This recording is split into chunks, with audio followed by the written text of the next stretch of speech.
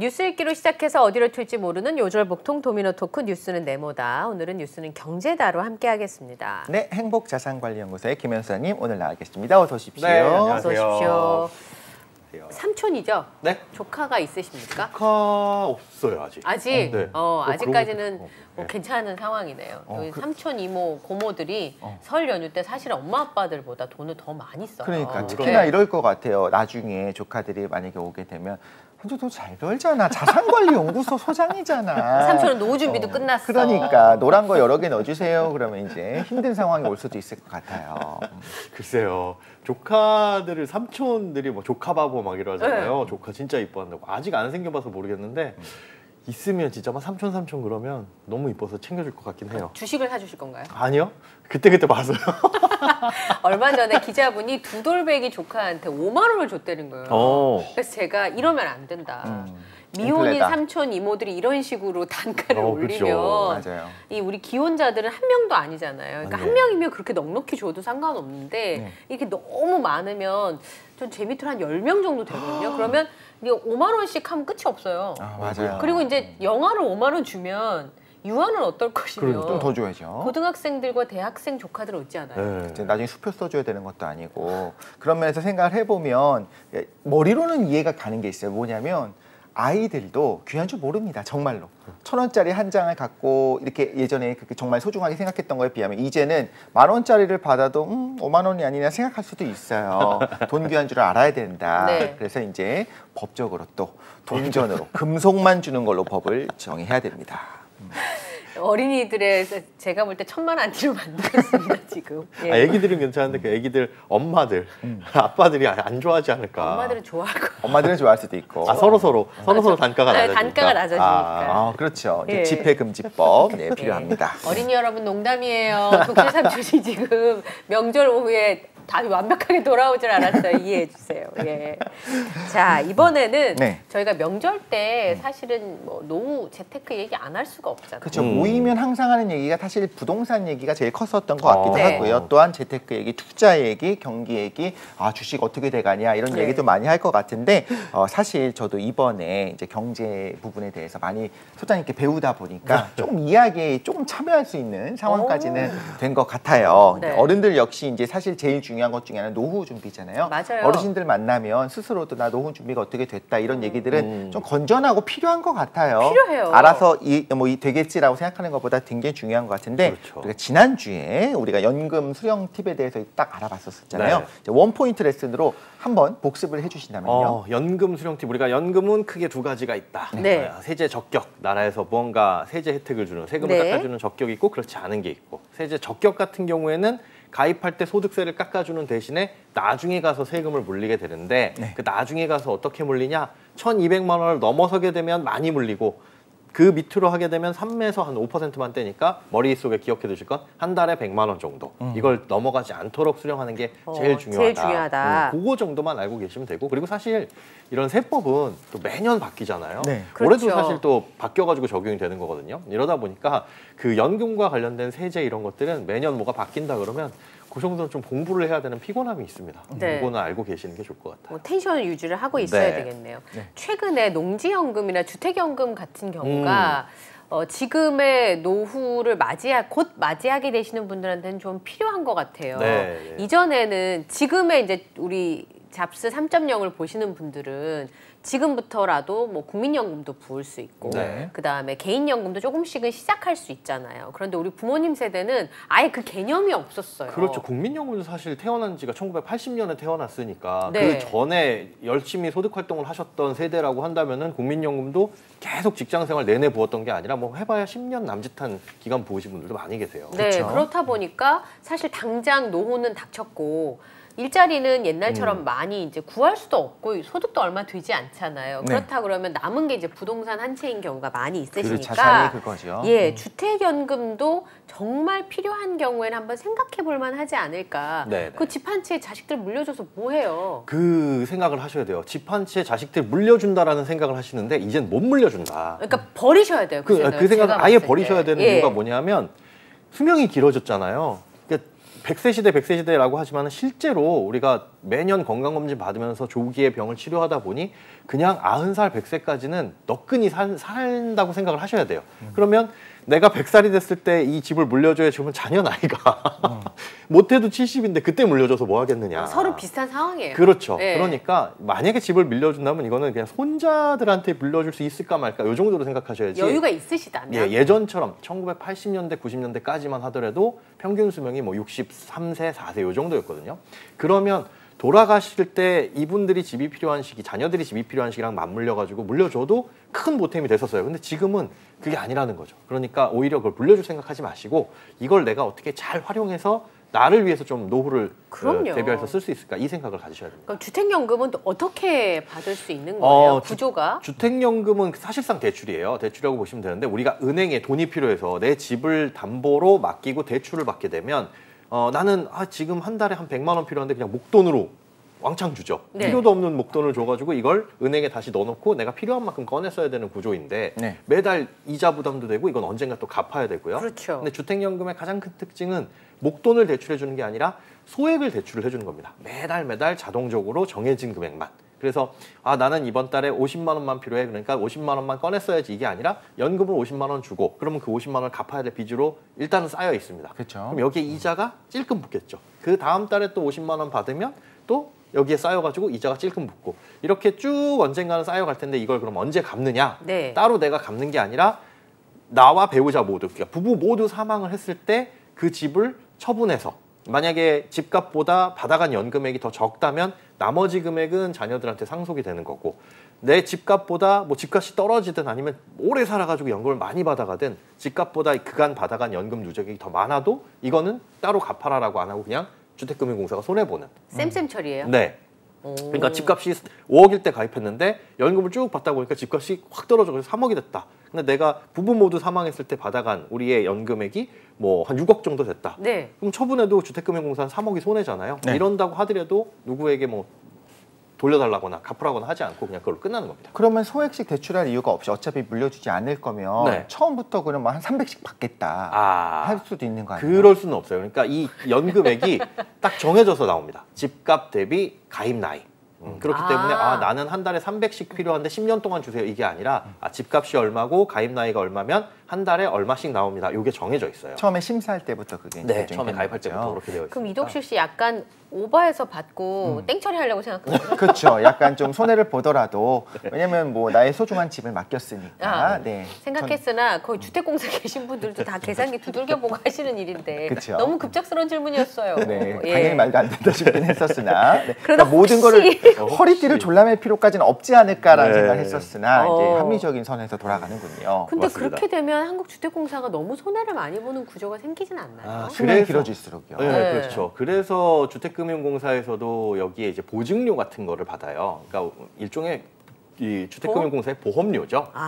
가입 당시에도 집값의 1.5% 보증료라고 해서 그걸 받아놓고 네. 그 다음에 매달 이자뿐만이 아니라 이자에 플러스 일정 부분 그게 네. 이제 우리가 느끼기엔 그냥 이자랑 똑같다라고 보시면 되는데 그게 쌓여가지고 일종의 보험료죠. 어디서 손해 볼 거 여기서 충당을 하고 또 어떤 부분에서는 이익이 날 건 사실은 없잖아요. 네. 왜냐하면 집을 팔았을 때 차익이 많이 생긴다고 해가지고 자녀들한테 줘야 되니까. 네, 더 받아가는 건 아니기 때문에 그래서 그런 이제 보증료를 받아가지고 그 위험 리스크만 해지를 하고 사실 주택금융공사가 돈을 벌려는 기업은 아니니까 그렇죠. 그 부분에 있어서 손해만 안 나도록 지금 설계를 해 나가고 있는 그런 상황이라고 보시면 됩니다. 그 손해만 안 난다고 하면 지금 우리나라에서는 대부분의 자산이 부동산, 특히나 집 한 채로 귀결되는 경우가 많으니까 이게 나이 들어서까지 기초노령연금이랑 받고 계시는데 요거를 좀 더 받으실 수 있으면 한 100만 원 조금 넘게 두 분이서 그렇죠. 생활하시는데 최소한에 네. 뭐 그 이상은 제가 어려울 것 같고요. 최소한의 기본 설계라도 할 수 있으면 다행이라는 생각이 드는데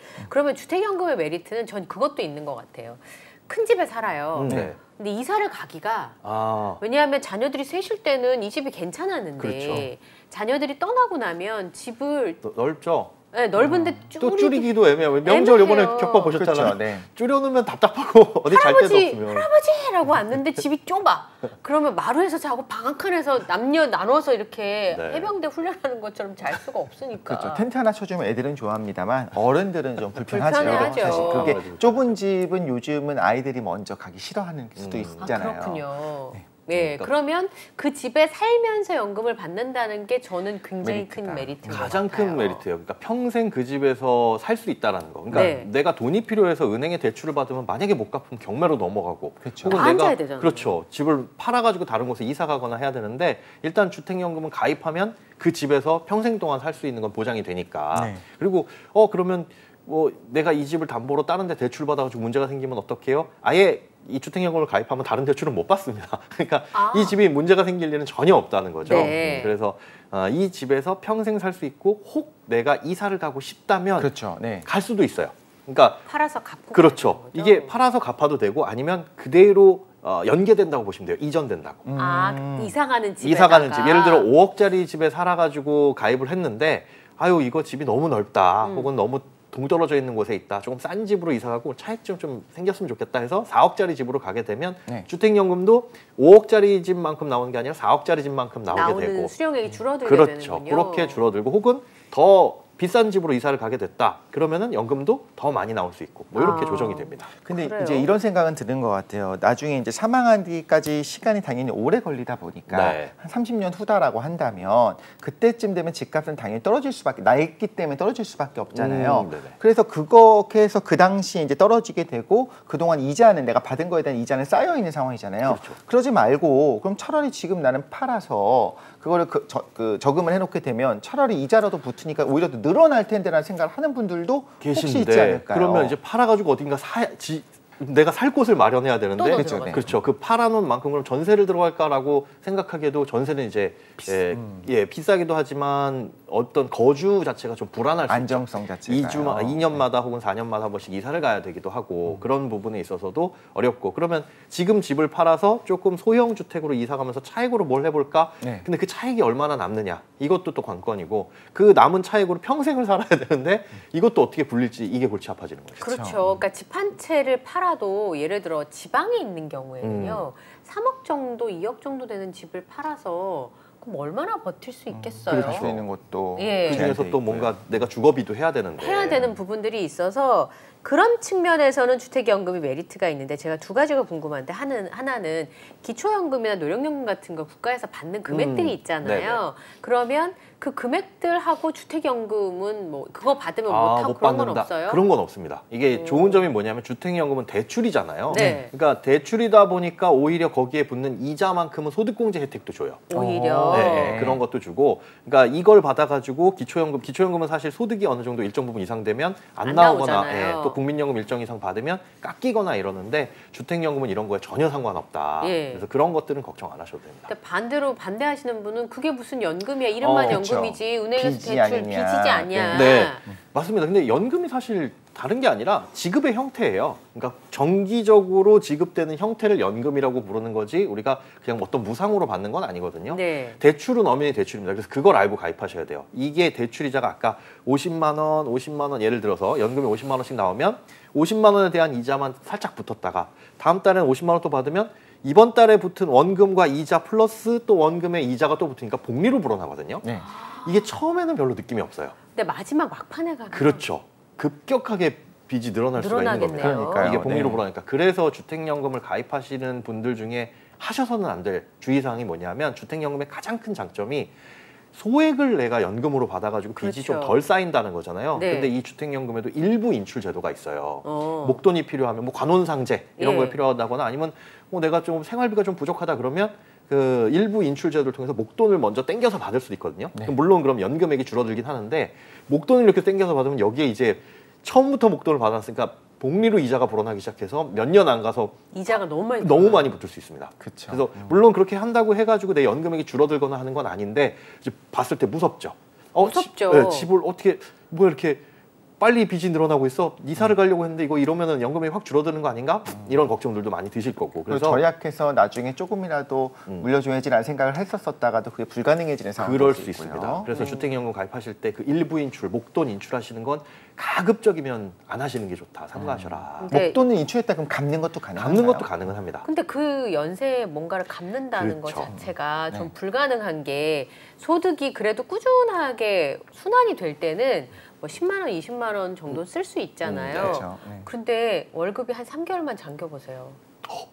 진짜 허걱하거든요. 3개월씩이나 잠겨요. 네, 예를 들어서 월급이 회사에 무슨 문제가 생겨서 예. 한두 달만 딜레이가 되면 생활이 완전히 멈춰요. 네. 그런데 부모님들은 그 소득이 없는 세월을 20년, 30년 사셔야 되니까 그분들한테 그 이자 10,000원, 20,000원은 너무 큰 돈인 거죠. 그러다 보니까 그런 부분은 그 연령대와 그런 삶을 이해하실 필요가 있다는 생각이 좀 드는데 주택연금을 저당권 방식이랑 신탁 방식이 있다는 이건 무슨 말이에요? 요게 저당권 방식은 우리가 그냥 은행에 대출받는 방식하고 똑같다고 보시면 돼요. 네. 우리가 은행에 대출받으면 근저당 설정하잖아요. 네. 뭐 채권 최고액 그래가지고 못 갚으면 이 집 경매로 넘겨서 이만큼 우리가 가져갈 거야. 네. 이런 방식처럼 주택금융공사에서 저당권 방식을 하게 되면 등기부 등본에 근저당 설정 이렇게 설정이 됩니다. 아, 네. 예, 그러면 이제 다른 대출을 해주려는 금융기관이나 이런 걸 보고는 안 된다고 하겠죠. 세입자들도 여기 뭐 근저당이 이만큼 설정되는데 안 들어올래요. 네. 할 수 있고요. 그런데 이렇게 받는 방식이 저당권 설정 방식이고 신탁 방식은 뭐냐면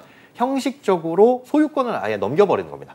주택금융공사에. 아예요. 예, 그러면 이제 그 등기부 등본에는 소유권 이전 신탁 이래가지고 주택금융공사로 넘어간 것으로 돼요. 물론 완전히 넘어가는 건 아닙니다. 이 집에 대한 세금이라든가 뭐 유지 비용 이런 것들은 본인이 스스로 부담을 해야 되는데 네. 그냥 형식적으로 완전 소유권을 넘겨놓는 게 신탁 방식이다. 근데 왜 이걸 쓰느냐? 이걸 하는 게 결론적으로 보면 제가 보기엔 이게 더 좋습니다. 신탁 방식이. 그래요. 네. 근저당 방식의 문제점은 이 주택연금 가입할 때 자녀들의 뭐 동의를 구하거나 할 필요는 전혀 없어요. 왜냐하면 이 집은 뭐 내 거니까 혹은 그렇죠. 우리 부부 공동명이니까. 그런데 두 분 중 한 분이 돌아가셨을 때 남은 한 분에게도 연금이 계속적으로 지급이 되려면 소유권이 완벽하게 이분한테 이전이 되어야 돼요.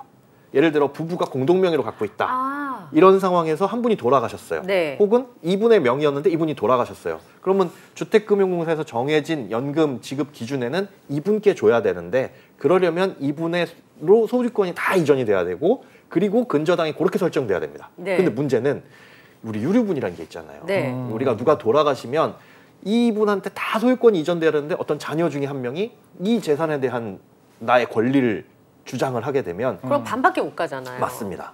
그러니까 이 집은 그래도 내 몫으로 절반은 줘야 됩니다라고 한다면 일정 부분은 인정을 해주거든요. 그럼 소유권이 100% 이전이 안 돼요. 그렇죠. 이러면 주택연금이 끊어지게 됩니다. 살아있을 때 그걸 해야지만 이게 원만하게 가능하기 때문에. 그런데 그렇죠. 예, 살아있을 때 소유권 이전 이런 게 안 되다 보니까 네. 간혹 가다가 그렇게 해서 자녀들이 한 분 돌아가신 다음에 자녀들이 반대하는 바람에 주택연금이 깨져버리는 이런 경우가 아주 가끔가다 있을 수 발생했었어요. 있죠. 예. 왜냐하면 엄마는 자기를 낳아준 친엄마가 아니에요. 예를 들면. 예를 네네. 들면 근데 아버지가 돌아가셨어요. 아버지 집이에요. 그렇죠. 그러면 자녀들 입장에서 저걸 다 엄마의 주택연금 사실 아버지랑 함께 사셨고 어머니라고 인정을 했는지 안 했는지 모르지만 네. 심정상으로 그렇죠. 싫어 그럴 수 있죠. 하라고 할 수 있잖아요. 내가 그러니까 지금까지 전통적으로 내가 받을 몫이 있었는데 그건 전혀 받지 못해라고 하는 거에 대해서 그러니까 가정마다 상황은 다르기 다 때문에 다를 우리가 수 있기 뭐라고 때문에. 함부로 얘기할 네. 수 있는 부분은 근데 아닌데 뭐 우리가 상상할 수 있는 여러 가지 상황들이 있는 거죠. 그쵸. 그래서 그런 것들이 발생하다 보니까 근저당 방식의 가장 큰 문제점은 요거고 신탁 방식은 뭐냐면 소유권을 아예 넘겨놨다 보니까 네. 두 분 중에 누가 돌아가시더라도 연금은 계속 지급됩니다. 이게 이제 가장 간단해요. 그러면 신탁 방식이 돈이 더 많이 드느냐? 그렇지도 않아요. 또 근저당 설정 방식은 등기 비용이나 법무사 비용 이런 것들이 좀 많이 들어가는데 신탁 등기는 싸거든요. 네. 5,000원, 10,000원 정도밖에 안 해서 오히려 이 방식이 더 싸다. 근데 거부감은 있죠. 소유권을 주택금융공사에 넘긴다고 하면 어르신들이 이 집을 넘겨? 왜야 내 것인지. 예. 내가 임대주택에 사는 느낌도 들고 근데 그런 평생 느낌. 동안 일해가지고 힘들게 집 한 채를 마련했는데 마련한 지 얼마 안 지나서 바로 또 넘겨야 된다고 그렇죠. 하면 집의 주인이 주택금융공사 이렇게 되어 있다면 기분이 나쁠 수도 있는데 그건 이제 형식상으로 그렇게 해놓는 거다라고 보시면 될 것 같고 네. 신탁 방식이 아무래도 그런 부분에 있어서 안전하고 또 절차도 빠르고요. 빨리 네. 진행되니까 그건 그렇게 참고를 해주시면 그럼 되겠네요. 신탁 방식으로 해서 예를 들어 연금을 다 쓰지 못했어요. 네. 주택의 가격만큼 남아도 네. 그럼 남은 거는 주나요? 남은 건 똑같이 줍니다. 근데 그럼. 이게 우리가 생각을 해보셔도 이렇게 원래 원칙은 어떻게 되어 있냐 하면 신탁 방식이든 저당권 방식이든 두 분 다 돌아가시면 일단 집을 처분해야 되잖아요. 네. 무조건. 그러면 경매로 처분하는 게 공매로 처분하는 게 일단 1번이 되어 있기는 한데 네. 그렇게 하면 헐값에 팔 수 있을 그렇죠. 제 말이요. 네. 그래서 일단 자녀분들한테 이 집을 처분할 수 있는 기간을 줍니다. 오, 다행이네요. 비싸게 팔아 오세요. 할 수 있는 대로 해보시다. 할 수 있는 대로 해보시고. 경매로 하면 싸게 팔리니까. 그렇죠. 네. 팔고 처분한 금액에서 지금 받아가신 연금, 이자 요거 갚으면 그 집에 대한 소유권이 오롯이 저기가 되는 거고 아니면 뭐 그냥 그 현금으로 줘도 되는 거고요. 그러니까 보기에 나는 이 집을 계속 소유하고 싶다. 그러면 주택금융공사에 여지껏 받아가셨던 연금만 다 돌려드리고 이 집을 가져오시면 되는 거니까 그런 것들은 그 자녀분들, 상속 받으실 분들이 선택권이 조금 있다라고 보시면 돼요. 네. 이게 합리적인 것 같은 게 사실 주택금융공사분들도 열심히 하시겠지만 이게 나한테 내가 받는 그렇죠. 돈이랑 연관이 있는 게 아니니까 빨리 일을 하고 털고 싶고 적당히 하고 싶지 정말 네. 최선을 다해서는 안 할 수도 있잖아요. 그건 당연한 거잖아요. 헐값에 팔려도 뭐 별로 사실은 상관없는 그렇죠. 거니까. 어쩔 수 없는 거지 뭐 네. 습 어쩔 수 없지 하고 말 수도 있는데 문제는 어쨌든 매력 있는 부분들도 있겠지만 말씀하신 것처럼 심리적으로 좀 거부감이 들 수 있는 그런 제도인데도 불구하고 최근에는 굉장히 많은 문의가 있었다고 폭주한다고. 해요. 네. 아예 뭐 가입을 상담하는 거를 뭐 너무 오래 기다려야 된다 이런 얘기까지 맞습니다. 있는데 최근에 어떤 상황 때문에 그럴까요? 이게 집값이 떨어진다 이제 하락세가 이제 뚜렷하게 보이다 보니까 아무래도 이 주택 가격이 고점일 때 가입하는 게 이게 유리해요. 그렇죠. 네, 왜냐하면 60세를 기준했을 때 우리가 종신형으로 주택연금을 가입하게 되면 1억당 한 20만 원, 20만 1,000원, 20만 3천 원 이 정도가 나옵니다. 그러니까 집값이 5억이면 거의 뭐 100만 원 조금 넘는 돈이 나오는 거죠. 근데 지금 집값 5억일 때 가입하면 100만 원이 나오는데 부동산에 알아보니까 한 5천만 원 떨어졌대. 네. 그럼 100만 원이 덜 나오는 거죠. 안 그러네요. 나오는 거잖아요. 그러니까 집값이 떨어지기 전에 최고점에 가입해야지라고 하는 수요가 작년 말부터 몰려가지고 네. 인기 지역들 같은 경우에는 뭐 상담을 받는 데만 한 달 이상 걸리는. 그러니까 저도 얼마 전에 한 2주 전쯤에 알아봤거든요. 요즘 상황은 어떤가? 그래도 보름 이상은 기다리셔야 된다. 예. 그냥 직접 우리가 단순 문의는 그냥 상담을 받아볼 수 있어요. 근데 가입하기 위해서는 그 주택금융공사 지사가 있거든요. 거기 방문하셔가지고 서류도 작성하고 해야 되는데 그런 과정에 그걸 기다리려면은 못해도 보름 이상. 뭐 인기 지역이면 조금 더 걸릴 수도 있겠죠. 그게 이제 사실은 수요가 뭐 몰려 있는 상황을 다 나타내는 집도 많이. 네. 그 기다리는 동안 그 한 달 동안 또 집값이 떨어지게 될까봐 또 조마조마할 수도 있겠다 그렇죠. 생각이 들기도 네. 하네요. 근데 저는 제가 제일 좀 약었나 봐요. 왜냐하면 저는 불효자 소송 옛날 그런 거 있었잖아요. 내가 나를 잘 돌봐준다는 전제하에 돈 많은 부모님이 네. 이독실 씨한테 집을 한 채 물려주기로 했는데 네. 넘어가고 나니까 이 자식이 안 오는 거예요. 네. 나는 도로 물러 이렇게 된 거잖아요. 하고 싶은데 그것도 아하. 못하고 네. 너무 속상한 일들 그런 예. 소송이 있어야 그런데 실제 승소하게 됐었어요. 네, 그래서 사실 부모님들이 모이면 살아생전에 물려주지 마. 맞아요. 그런 얘기 많이 하죠. 쥐고 있어 뭐 이런 얘기를 예, 했었거든요. 근데 제가 아까 신탁 방식으로 하면 자녀들이 자주 찾아올까? 그 궁금증들이 생겼는데 찾아오겠네요. 왜냐하면 남는 거는 자녀들이 처분할 수 있으니까. 그렇죠. 근데 집값이 오르면 찾아오고 집값이 떨어지면 또 안 찾아오는 그런 일들이 벌어지면 안 되겠다. 되겠죠. 네. 씁쓸하네요. 네, 네. 죄송해요. 그러니까 제가 너무 이제 주변에 변호사님들이 네. 유산 상속 소송이 참 하기 싫다고 하시더라고요. 그렇죠.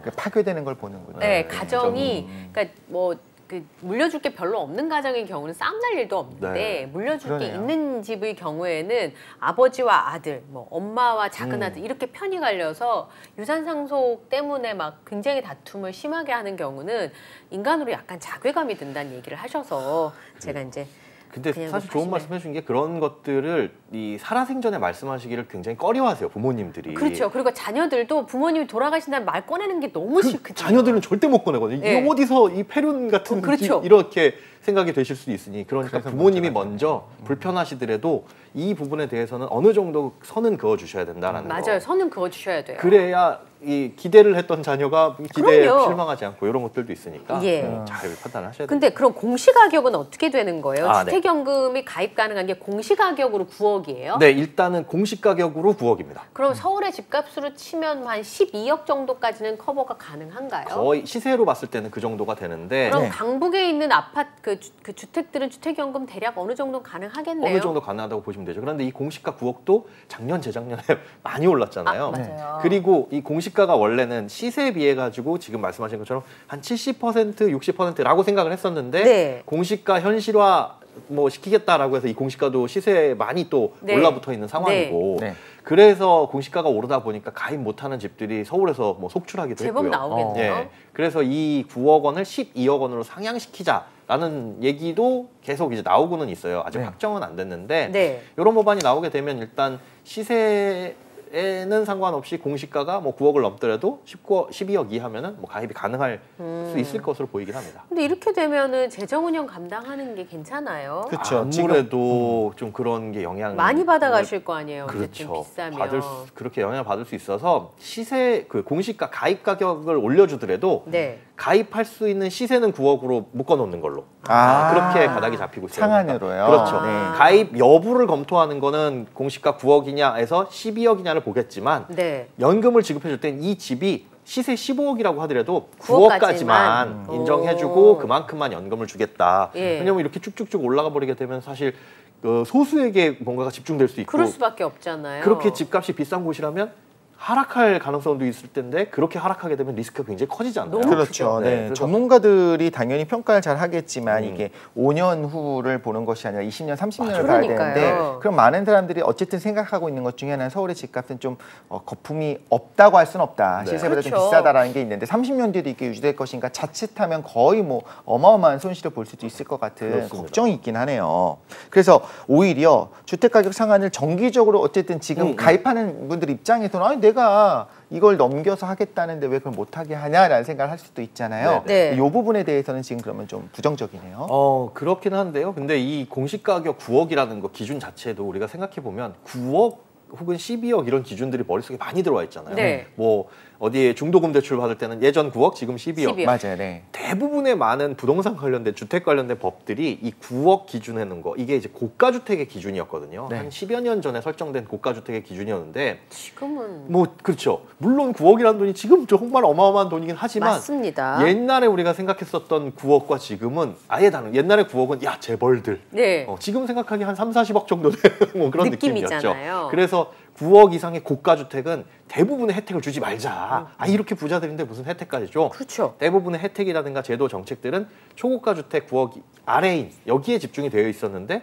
이게 어느덧 세월이 흐르고 물가도 오르고 집값도 오르다 보니까 9억을 넘는 이제 아파트들이 서울에서도 많아지고 있다는 그쵸, 말이죠. 네. 그러니까 일반적인 우리가 중산층이라고 하더라도 예전엔 싼 집이었지만 지금은 운 좋게도 그 지역의 집값이 올라서 그렇게 초과를 경우들도 있고요. 그래서 이런 기준들은 상향을 해야 되지 않느냐라는 의견들도 있는데 그것들을 정기적으로 이제 9억에서 12억 이렇게 해놓고 또 몇 년 있다가 이게 현실에 안 맞아요. 그러면 그때 가서 검토하지 말고 네. 주기적으로 뭐 물가 상승이나 이런 걸 판단을 해가지고 뭐 2, 3년마다 한 번씩 이 조정을 하는 건 어떠냐라는 의견들도 나오고 있는데 그런 것들도 합리적으로 검토해볼 필요는 있을 것 그렇죠. 같아요. 주기적으로 점검을 해야지 한 번 정해놓고 하나도 안 변한다. 그거는 사실 네. 지금 상황에서는 적절치 않을 수도 맞아요. 있다. 그렇죠. 부동산이 만약에 폭등을 하게 된 상황이 됐다. 그럼 또 아쉬움이 있을 수도 있고 그렇죠. 그리고 부동산이 또 폭락하게 되는 상황도 분명히 있을 수 있을 때 장기적으로 본다면 좀 안정적으로 가겠지만 그런 경우에 또 불안함이 있을 수 있잖아요. 네. 당연히 어떻게 보면 20년, 30년 전에 한번 정해놓고 끝까지 가는 것보다는 조정이 좀 필요할 것 같은데 문제는 네. 이제 여기서 대출을 받고 그러니까 대출이면 안 되죠. 연금을 받고 있는 분들 입장에서는 예전 한 30년 전에 내가 설정해놓은 것이 있었고 그대로 받고 있었는데 네네. 이게 이제 상황이 바뀐다고 해서 금액이 바뀌게 되면 또 그것도 문제가 되지 않겠습니까? 그렇죠. 이 상황이 바뀐다고 해서 금액이 바뀌지는 않아요. 일단 한번 결정이 확정되면 네. 종신적으로 그게 지급이 그냥 됩니다. 그대로 가는 그러니까 거예요? 어떻게 보면 그것 때문에라도 더 보수적으로 연금액이 설정될 수도 있어요. 그렇죠. 그렇죠. 네. 왜냐하면 집값이 떨어지고 2, 30년 후에 아무리 전문가 주택금융공사에 그런 열심히 연구하시는 분들이라고 하더라도 모르는 거죠. 알수 절대 없죠. 모르죠. 네. 또 지역마다 다를 수 있는데 그렇다고 해서 서울보다 여기는 훨씬 더 거품이 많이 낀 지역인데 여기는 연금을 덜 들여야 되겠다 이런 거는 없거든요. 똑같은 서울의 집값 5억 지방의 집값 5억이라고 한다면 연금액이 똑같이 나오는 거라서 이게 리스크는 분명히 다를 텐데 동일한 연금을 주다 보니까 아무래도 전체적인 연금은 보수적으로 책정할 수밖에 없는 게 사실입니다. 그렇다고 한다면 지금보다는 나중에 돼서 가입하는 게 좀 안 좋아지겠죠. 주택연금은. 왜냐하면 네. 손해를 보는 만큼 다른 걸 줄여야 되니까. 실제로도 그렇거든요. 한 10년 전에 주택연금 가입하는 것과 지금 가입하는 건 아예 많이 달라요. 다른 얘기잖아요. 그때 한 7, 8년 전까지만 하더라도 가입을 하게 되면 1억당 한 30만 원 가까이 네. 27만 몇천 원이 나왔는데 지금 많이 떨어졌죠. 그래서 앞으로는 점점점 안 좋아질 가능성도 높기 때문에 주택연금 뭐 가입하실 분들이라고 한다면은 이거 꼼꼼히 생각을 하셔가지고 시기를 너무 밀어두시는 거는 안 좋을 것 같습니다. 네, 이게 최선을 선택하기는 어려운 것 같아요. 이런 그럼요. 문제는 심지어는 이제 그 설정되는 금액이 공시지가를 기준으로 하기 때문에 아니요. 가입할 수 있는 건 공시가고 네. 가입하는 가격은 실제로 지급되는 연금은 시세. 시세예요. 네, 그러니까 시세가 높을 때 하려는. 예. 근데 이게 한 30년 뒤를 예측해야 되는 거니까 네. 최선을 선택한다는 건 이게 약간 발바닥에서 사가지고 머리 꼭대기에서 팔겠다는 거랑 똑같은 맞아요. 심산이거든요. 네, 네. 맞습니다. 그러니까 지금 내가 처한 현실에서 최악을 피하기 위한 네. 차악으로 선택할 수 있는 선택지 중에 하나라고 판단하시면 어떨까? 그러면 좋을 것 같아요. 이거를 하실 분들, 좋을 분들은 뭐냐 하면 다른 거 다 차치하고 내가 죽을 때까지 받을 수 있는 종신형 연금이 얼마나 확보돼 있느냐. 예를 들어 국민연금, 뭐 기초연금. 근데 네. 기초연금은 소득이나 재산에 따라서 안 나오게 될 수도 있는 거죠. 그렇죠. 국민연금은 평생 동안 나오게 되는데 내가 준비를 안 해놨으면 적게 나오는 거고. 그러니까 그렇게 다 합쳐봐야 가정마다 한 50만 원을 넘는 경우 크게 많지 그럴 않은 것 수 같아요. 있어요. 나라에서 주는 네. 금액은. 네. 그럼 50만 원 갖고 못 살잖아요. 그렇죠. 지금 당장은 또 다른 생활비도 많이 필요하고. 근데 우리가 생각을 해보셔야 될 게 70세, 80세, 90세가 되면서 기본적인 생활비는 줄어드니까 내가 평생 살면서 이 기본적인 최저 생계비 정도가 얼마일지 판단해 보시고 그거에 부족하면 주택연금을 가입하시는 게 이건 종신토록 나오는 거니까 그걸 개인의 상황에 맞게 좀 판단을 해보시는 게 좋을 것 같아요. 네. 이야기가 많이 필요할 것 같아요. 사실 이제 부모님의 재산이고 부모님이 하셔야 되는 건 맞겠습니다만 갑자기 뭐 설이나 추석이 딱 됐는데 자녀들을 모아놓고 나 이렇게 하기로 했다라고 하면 또 여러 가지 불편한 상황들이 벌어질 수도 있잖아요. 적어도 이 이야기는 좀 이번 기회에 한번 할 수 있는. 자녀분들도 한번 생각해 보시면 어떨까요? 네, 안 늙는 사람 있나요? 다 누구나 그런 상황이 올 때 되는데 부모님이 30년의 노후를 보내실 때 자녀들이 부조로 조금씩만 해도 아까 말씀하신 것처럼 이거저것 합하면 어느 정도 생활 생활비가 어느 정도 돼요. 안정적이 되니까 뭐 한 달에 100만 원, 200만 원 드리는 건 가정마다 다 어렵지만 형제가 있는 경우는 이럴 때 우리 꼬마는 혼자군요. 그러니까 이런 부분들 때문에 고민을 하게 되네요. 자녀분들도 한번 생각을 해보셨으면 좋겠다는 같이 생각이 좀 의논했으면 듭니다. 네, 지금까지 뉴스는 경제다 우리 김현우 소장님과 함께했습니다. 오늘 함께해 주셔서 감사합니다. 네, 고맙습니다.